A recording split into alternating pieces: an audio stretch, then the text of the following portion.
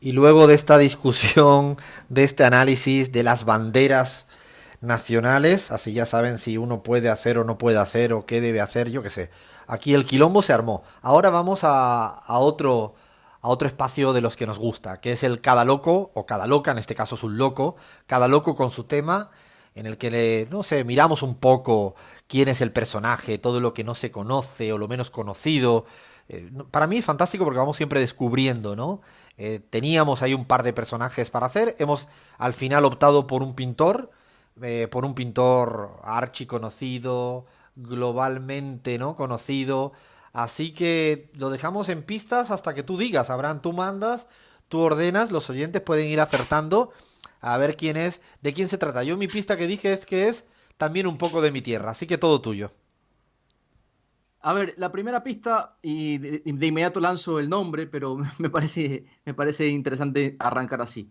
Vamos a hablar hoy, compas, de Pablo Diego José Francisco de Paula Juan Nepomuceno María de los Remedios Cipriano de la Santísima Trinidad Ruiz Callen a y ese hombre, callen a ese hombre. A ver, pero espérate, ¿Cuántos, Abraham. cuántos nombres, por ¿Cuántos Dios? leíste? Por Dios, eso dice. ¿Cuántos leíste? Leíste 15 nombres seguidos y además lo peor no es solo que tenga 15 nombres esta persona, es que Abraham los leyó sin equivocarse, lo cual ya tiene, ¿no? lo he Toda la... practicado. Lo ha practicado. Debe ser así porque esto es imposible. Yo hubiera mezclado cualquier cosa la una con la otra. Parece cada vez más habitual, compas, de que cuando buscamos en un personaje, hombre o mujer, acá en la pizarra, tienen siempre un montón de nombres. No hay nadie que tenga un Sí, es nombre cierto. de un nombre, una personita que sea... Especialmente si es español, Alfredo. No, ¿qué dicen? Por favor, al revés, aquí en América Latina se inventa, bueno, yo tengo dos, es cierto. Nunca sabe nadie cuál es el segundo mío. Lo tienen ahí calladito, lo tienen Algunos calladito. sabemos. Bueno, sí, cállense, Cualquier sigamos cosa. hablando de Ruiz qué, Ruiz qué, Abraham. Quedémonos para simplificar con el primer nombre y el segundo apellido, si les parece. Vamos a hablar hoy, compas, de Pablo Picasso. ¿Qué Ay, tal? ese es fantástico. Es de mis preferidos, pero indudablemente. Bueno, está considerado el pintor más prolífico del mundo, archifamoso, ¿no? En sus 75 años de carrera profesional, tuvo mucho tiempo para crear arte. Inclusive, compas, no sé si ustedes sabían que tiene un récord Guinness. Este artista creó 13.500 pinturas y diseños, 100.000 impresiones y grabados, 34.000 ilustraciones para libros y 300 esculturas y piezas de cerámica. Wow, pero Solo eso, pasaba pintando, compas. eso digo yo, no, no hay vida para pintar tanto, ¿no? Es increíble la capacidad, ¿no? La proactividad, lo prolífico, lo es impresionante. Sí, sí, una máquina. Además que, bueno, no solo era pintora, hacía escultura, era poeta inclusive. Hay muchas poesías de Picasso. Y hay que decir también que ostenta otro récord. Pintó Picasso el cuadro más caro del mundo, que se vendió por más de 100 millones de euros. No sé, disculpen mi francés, La Ref, también conocido como El Sueño. Ah, la ref. ¿Lo han visto, Ah, no, no compas? lo he visto, no lo he visto. ¿Y ese es el más caro del mundo, de todos los habidos y por haber? El más caro de Picasso. El más caro de Picasso, 100 millones de euros. Todavía no se ha Wow. superado esa cifra, pero bueno, imagínense ustedes el impacto que ha tenido la pintura de Picasso en el mundo y en el mundo también de los coleccionistas, de los ibaritas y de la gente exquisita, ¿no? Para coleccionar este tipo de pinturas. Bueno, vamos a arrancar, compas. Picasso, entiendo, Alfredo, tú conoces muy bien el lugar donde nació, inclusive entiendo que tuviste la oportunidad de vivir en Málaga un tiempo, ¿no? Pero es un malagueño, digamos, el hijo pródigo de Málaga para muchos. Sí, se conoce poco, yo diría eso. Se ha ido hablando más en los últimos tiempos. Todo el mundo lo asocia con Francia, lo asocia con Barcelona, Cataluña. Pero no, él nació en el centro neurálgico de Málaga, al lado de la Plaza La Merced, que es una de las plazas principales. El que vaya a Málaga algún día o nos estén escuchando por allá es fantástico. Y yo vivía a un menos de una cuadra, menos, a escasos metros, vivía ya al lado de lo que hoy en día es la Casa Pablo Picasso, que es un museo y realmente hay dos museos en Málaga, uno la Casa Pablo Picasso y otro donde tienen las pinturas. Realmente es un lugar, sí, dice mucho, que es un lugar muy popular, de hecho, de Málaga, el centro. Y él nació y creo que vivió unos años, ya hasta ahí no llego tanto. Tal cual. Así es, compa. El 25 de octubre del año 1881 nace Picasso en el primer piso del número 36 de la Plaza de la Merced, que es histórica, que además, bueno, inspiró muchos cuadros de Picasso, sobre todo las palomas que dibujó, esas palomas que interactuaban con la gente en esa plaza, ¿no? Hoy ese lugar lleva el número 15. Su padre se llamaba José Ruiz Blasco y en una ocasión declaró Picasso cada vez que dibujo un hombre pienso sin querer en mi padre. Bueno, explicando un poco la decisión de adoptar el apellido de su madre, el artista dijo, bueno, Picasso era más extraño, ¿no? Era un apellido más resonante que Ruiz, y esa es probablemente la razón por la que lo adopté. ¿Sabes qué es lo que me llamaba la atención de ese apellido?, decía Picasso. Sin duda la doble S, que es muy poco común en España. Entonces vemos que ya tenía él una pretensión de salir por encima del montón, ¿no? Quería destacarse por algo y arrancó bien eligiendo el segundo apellido. Es un apellido muy lindo, además fonéticamente suena hermoso, hay que decir, Picasso, ¿no? Es bien elegido y fijaros si hoy el apellido ese es universal. Tal cual. Hay una anécdota interesante, compas, sobre su nacimiento, me pareció increíble. Fue un parto muy complicado, tanto que la comadrona lo dio por muerto a Picasso. Y lo abandonaron sobre una mesa para poder atender a la madre. Claro, en ese momento había que salvar a la madre, un parto complicado. Y su tío Salvador, que era médico, al ver al bebé muerto, entre comillas, en la mesa, le lanzó una bocanada de humo de cigarro y inmediatamente el niño empezó a llorar.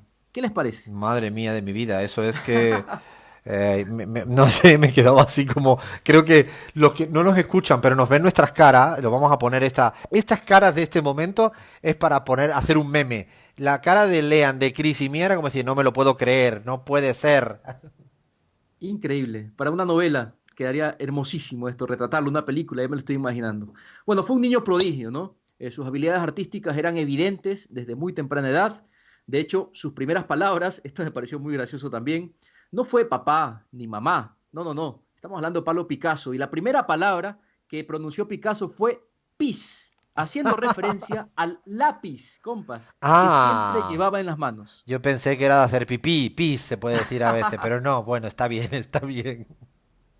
Al lápiz, al lápiz. No llamaba a papá ni a mamá, decía, pasen un lápiz y yo voy a empezar a dibujar. Bueno, su primera pintura fue a los 9 años, El Picador, una pintura muy bonita, y ya a los 13 había sido aceptado en la Escuela de Bellas Artes de Barcelona, es ahí cuando Picasso se muda a Barcelona y tiene una relación muy estrecha con Cataluña en general.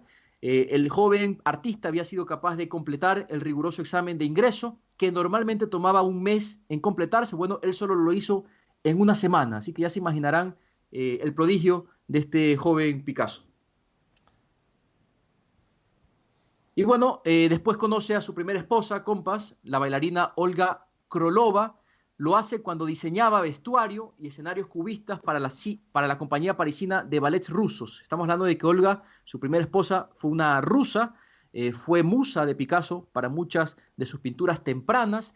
Y luego es interesante ver cómo la va retratando, la va deformando en otra etapa del artista, en otra etapa artística, ¿no? Pero que tiene está muy relacionado con la relación tormentosa que empezó a tener en la última parte de su vida con Olga. Bueno, ya les hablaré más adelante de la relación que tenía Picasso con las mujeres, un misógino ¿Ah, sí? consumado, ¿no? Un machista en toda regla, Ah, tal cual. tenía una relación así tan misógena, no sabía eso, esa parte. Sí, bueno, de hecho es un perfil de los más oscuros de Picasso, ¿no? Se han escrito ya algunos libros sobre este tema, se analiza inclusive la psicología de las pinturas, ¿no? La forma como él destruye a las mujeres que va conociendo, ¿no? Ah, Primero las increíble eso, muy retrata. feo. Sí, sí, sí. Es una parte que para mí no la conocía en absoluto, de hecho, y ahí me quedo así como en ascuas, me quedo más sorprendido por esa cuestión machista, misógeno, bueno, de un personaje que quizás presumía de otro tipo de cosas. Tuvo 8 mujeres que lo marcaron a Picasso, ¿no? Y basta escucharlas a ellas para contextualizar su perfil. Su ego exacerbado las anulaba a todas. Era misógino, era posesivo, era tiránico y era machista. Pero indagando un poco en esto, compas, porque me pareció interesante, entendí, según una biógrafa, que, bueno, no biógrafa, una persona que trató de seguir la pista de este machismo de Picasso. Empezó a darse cuenta de que había pistas, ¿no? En la biografía escrita por la autora griega Ariana Stasinopoulos. En ese libro se cuenta un pasaje de su adolescencia. Picasso tenía 13 años y su hermana Conchita, una de las personas más cercanas y queridas de su vida, fallecía de difteria. Y durante el periodo de enfermedad, cuenta esta escritora griega, Picasso encomendó la vida de su hermana a la divinidad. Y después de su fallecimiento, dice, Dios se convertiría en la fuerza maligna que mató a Conchita. Wow. La génesis de su amargura, dice esta biógrafa, tenía cuerpo y rostro de mujer.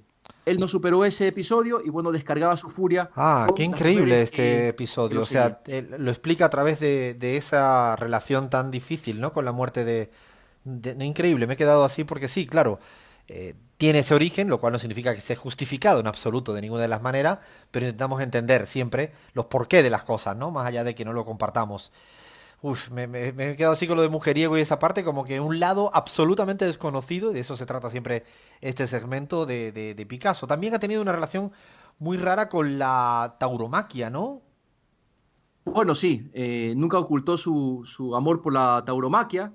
De hecho, hay muchos cuadros de Picasso donde se retrata el arte, decía él, ¿no? Para quienes consideran que la tauromaquia es arte, yo digo entre paréntesis, ¿será que la gastronomía o el canibalismo es gastronomía? En fin, cada quien puede tener sus opiniones sobre este tema, pero el interés por la tauromaquia de Pablo Picasso procede también de su niñez, claro, y de interiorizar la trascendencia de las corridas de los grandes toreros de entonces en la plaza de la Malagueta.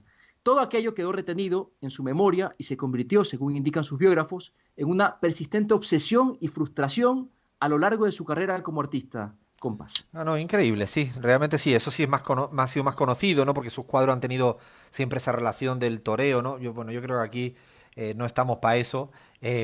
Otro día abriremos ese debate, porque ese sí que es un debate arduo. Está clara nuestra posición, creo, pero sí, Picasso también con la Malagueta. En Málaga también hay que pensar en el lugar donde nace, cuando eso es una cultura muy popular en el sur de Andalucía, en España.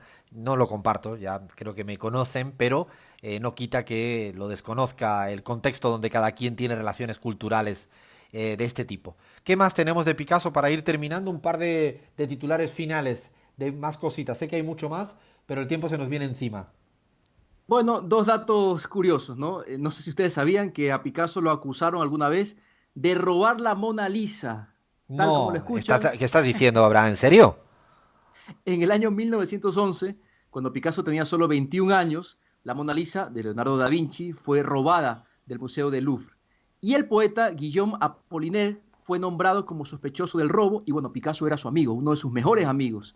Y también fue interrogado porque era un sospechoso de este robo. Claro, después se descubrió que no era Picasso, pero me parece muy curioso Pero fue que a Pablo sospechoso. Picasso fue sospechoso de robar la Mona Lisa. Ay, ay, También hay que ay. decir Está muy buena esa que los anécdota, cuadros ¿eh? de Picasso, compa, son los más robados también. O sea, la paradoja, ¿no? Sus cuadros son los más robados. Son los más robados de todos. En el 2012, el Art Los Register registró 1.147 obras de Picasso como robadas. Claro, también era un pintor que pintaba demasiado, ¿no? Así que, Claro. digamos, la probabilidad de robo aumenta. Crecía, crecía. Y el último dato, Abraham. Bueno, si quieren, terminamos con... Hay mucho que no hemos dicho, la relación con Dalí, pero eso lo dejamos en suspenso. Una frase. Un pintor es un hombre que pinta lo que vende, un artista, en cambio, es un hombre que vende lo que pinta. La inspiración existe, pero tiene que encontrarse trabajando. ¿Qué les parece? Muy linda frase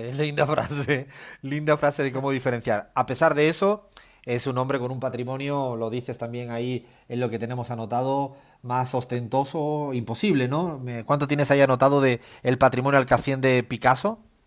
224 millones de euros, pero los expertos han afirmado que el valor real llegaba en realidad a, bueno, miles de millones de euros. Esto es algo que no se ha podido todavía dimensionar del todo. Esto es algo, solo unas pinceladas, nunca mejor dicho, de Pablo Picasso.